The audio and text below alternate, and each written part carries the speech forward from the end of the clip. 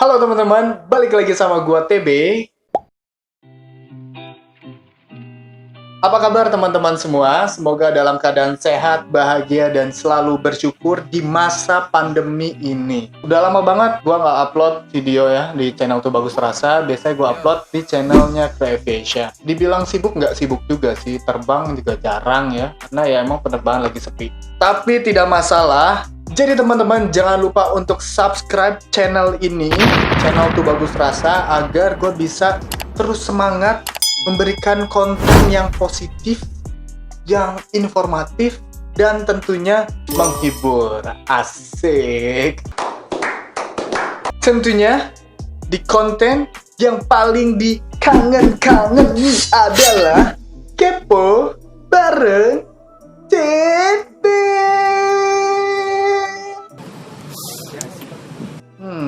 Kepoin apa ya? Kayaknya nih gue ada sebuah artikel, dan artikel ini kayaknya pengen gue kepoin. Tapi sebelumnya gue mau kepo dulu dong. Emang kalian nggak kepo nih baju apa? Ya, ini baju gambar Mona Lisa ya. Mona Lisa waktu zaman dulu dia pakai seragam pramugari. Dia dulunya senior ya. Senior, jadi sangat dihormati sekali. Senior FA Lisa. Sombong amat. Buat kalian yang mungkin ya tertarik dengan baju ini, kalian bisa cek Instagram Creavesia Merchandise atau ada link di deskripsi nanti ya. Wow.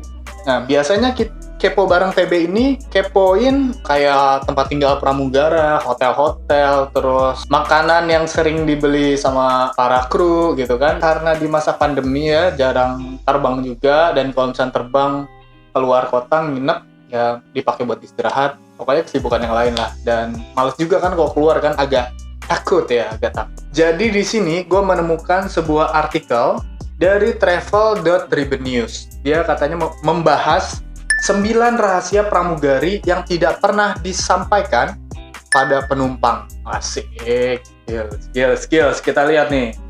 Oke, yang pertama, pramugari tidak suka saat mereka diperlakukan seperti pelayan. Wih.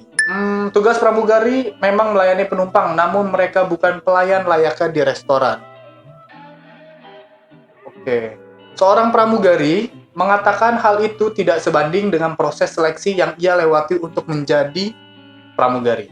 Terus nih ada kata seorang pramugarinya, dia bilang gini, 5 minggu yang saya habiskan di pelatihan pramugari lebih sulit daripada 4 tahun yang saya habiskan untuk mendapatkan gelar sarjana.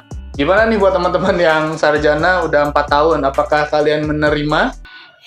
Bang. 5 minggu, emang pelatihannya sih ya susah karena kita belajar tentang safety, security, sama service. Apalagi safety ya, itu sangat penting sekali. Kalau menurut gua sih, gua sebenarnya kan gua bukan sarjana ya, gua lulusan SMA, pramugara ya lulusan SMA. Ya, alhamdulillah masih jadi pramugara ya. Itu pramugara loh. Gue belum pernah ngerasakan, tapi ngelihat dari 4 tahun kayaknya ini terlalu berlebihan sih menurut gue. Tetap lebih susah sarjana, 4 tahun belajar, terus yang bikin skripsi. Lanjut. Yang kedua, pramugari memperhatikan pakaian penumpang. Benar ya kalau ini? Benar. Saya pertama kali memperhatikan bagaimana penumpang berpakaian, ujar Stephanie River, pramugari dan penulis buku The Do and Don't of Flying, Flight Attendant Guides to Airline Travel Secrets. Dia penulis buku. Wih, ternyata yang tadi ngomong tuh seorang penulis buku ya, mohon maaf nih guys. Yang kedua tuh emang benar, sebenarnya kita memperhatikan bukan hanya pakaian ya, tapi ada yang namanya passengers profiling. Jadi ya salah satu ya pakaian, mungkin mencurigakan atau enggak kan, bahaya juga untuk alasan security dan safety. Lebih tepatnya kita seluruh ya profile, passengers profile, apakah ada ibu hamil, orang sakit, apalagi sekarang lagi masa pandemi ya, dia pakai masker atau enggak, terus kelihatannya lagi sakit atau enggak, takutnya ada gejala-gejala flu atau lain-lain. Lanjut.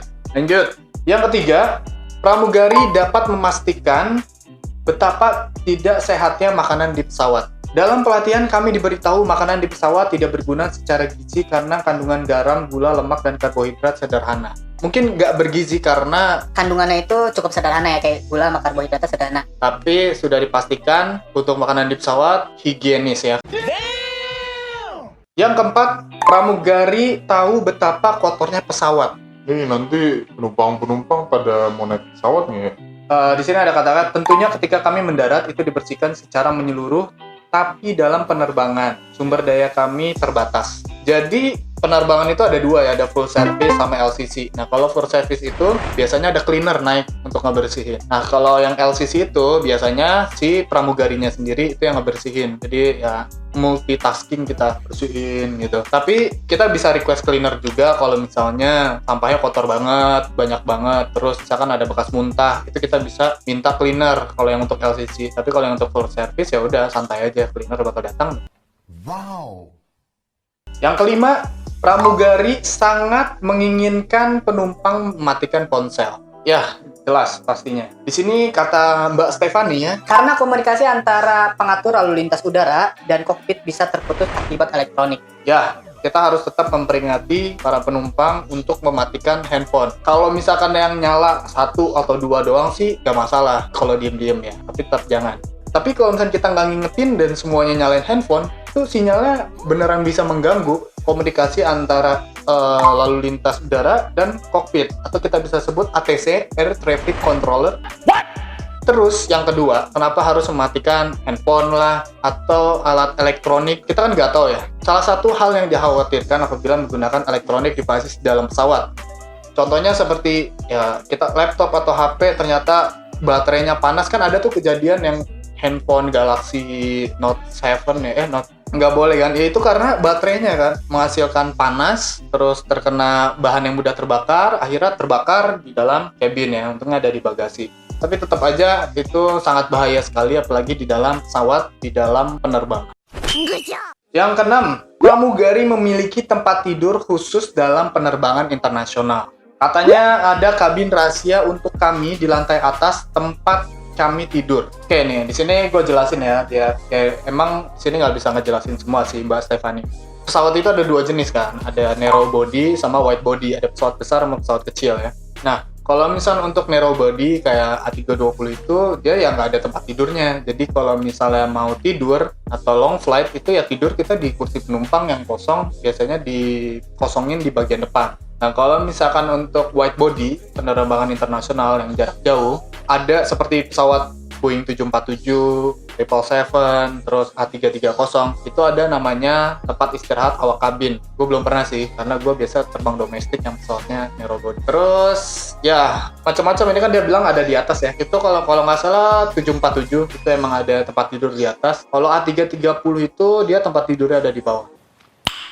Nice. Oke, yang ketujuh, pramugari bekerja dengan intens. Di sini dia bilang, Kami juga dapat bekerja hingga 4 penerbangan sehari atau mengoperasikan 2 penerbangan 15 jam dalam 4 hari. jadi dalam sehari itu 15 jam. 4 hari itu berarti 15 kali 4, 60 jam. Biasanya capek emang kalau long flight. Oke, di sini, di poin ketujuh ini sebenarnya ada aturannya ya. Itu ada di CASR atau Civil Aviation Safety Regulation, yaitu peraturan penerbangan. Kalau misalkan penerbangan domestik itu boleh bekerja dengan minimum FA itu 14 jam.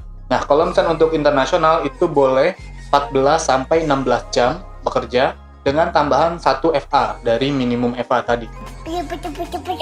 Yang kedelapan, pekerjaan mereka tidak terlalu glamor. Glamor tuh apa sih? Hedon ya? Mewah. Orang-orang mengira banyak dari pekerjaan kami adalah bepergian ke tempat-tempat menakjubkan sepanjang waktu dan memiliki waktu singgah yang lama. Ucap seorang pramugari. Nah, di poin ke-8 ini banyak banget yang bilang, ih enak aja jadi pramugari, bisa jalan-jalan terus dong. Ya gua nggak tahu ya, mungkin ada juga beberapa pramugari yang suka jalan-jalan, tapi kebanyakan juga kalau udah sampai hotel mereka tuh istirahat. Ada juga yang jalan-jalan. Kalau misalkan gua sendiri, gua kalau misalkan satu set tuh keluar makan, itu gua ikut. Terus kalau ke tempat yang belum pernah gua ikut. Dan apalagi sekarang gua sudah berkeluarga ya, udah nikah, jadi kadang suka mikir-mikir sih kalau mau keluar, karena dananya atau biayanya atau uangnya itu mungkin bisa gua gunakan buat hal yang lain. Di hotel ya gue main game atau ngedit video bawa laptop.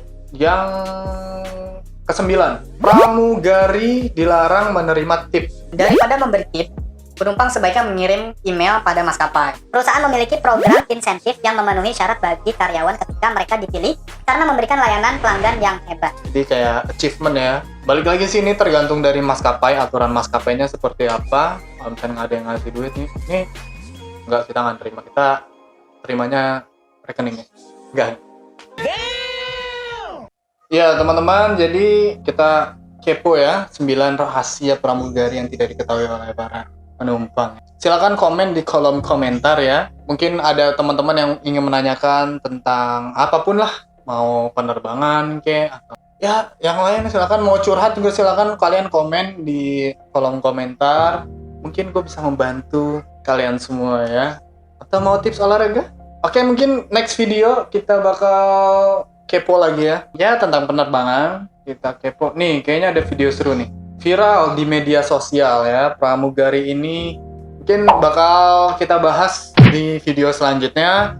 Makanya jangan lupa untuk subscribe dan tonton video selanjutnya di channel Tuh Bagus Rasa. Kalian bisa mensubscribe channel Creator Aviation. Sampai jumpa di video selanjutnya. See you on board.